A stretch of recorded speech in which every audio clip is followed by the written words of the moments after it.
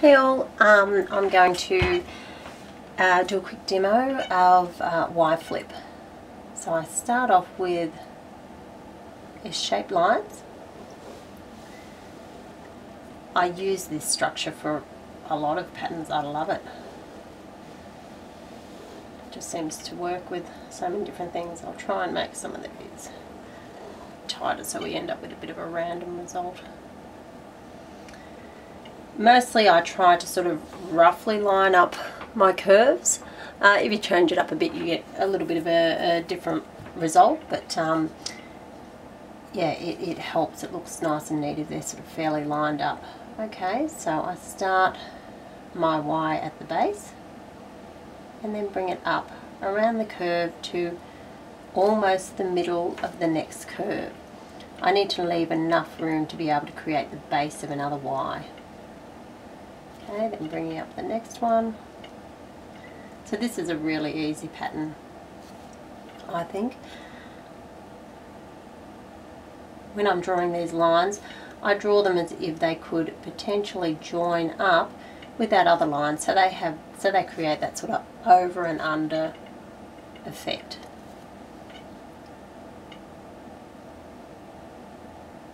Keep going.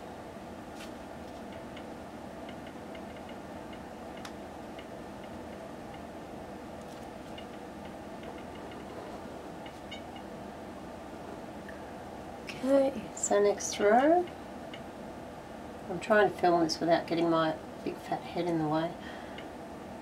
It's a bit hard to do it without leaning across my drawing, but let's see how we go.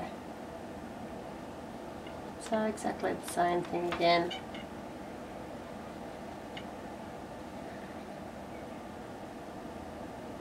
This one will need to come in a bit further like that.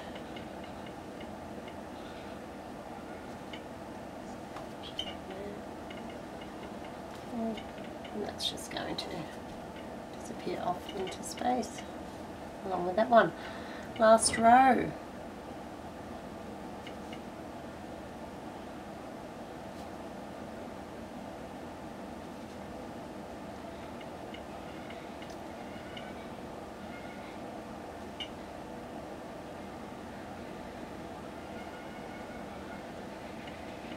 And the kookaburras are all going off in the backyard.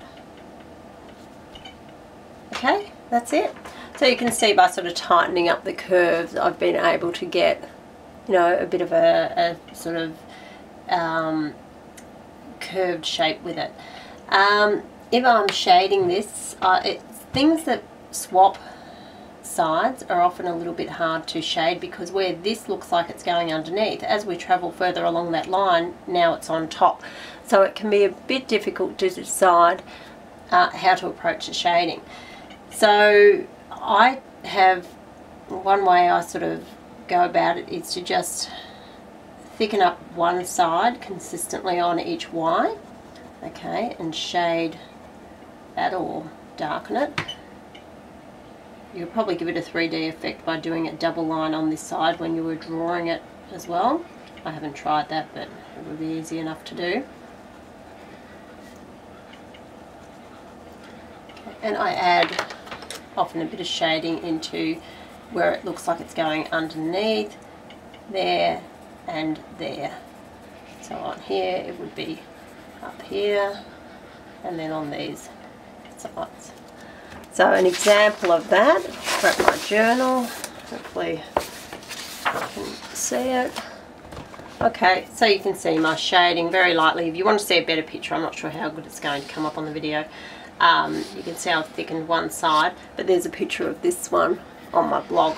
The other example that I've got on my blog is this one, where I've actually extended the Y's into the next section of pattern. And again, if you want to see a better picture of that, just have a look on the blog. But how I've done it is I've basically just stacked my Y shapes. Okay, so just draw one, next one, and the next one, and then just create the sort of hole that it's going into. It's going to be a bit of a crooked one.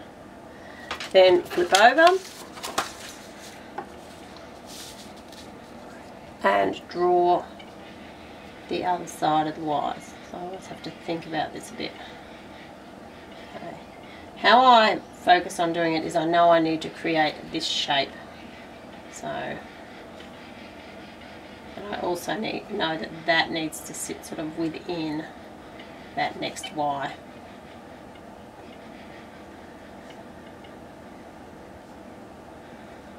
Okay, and you can just keep going like that. My one on the blog also has the sort of S line running through it as well.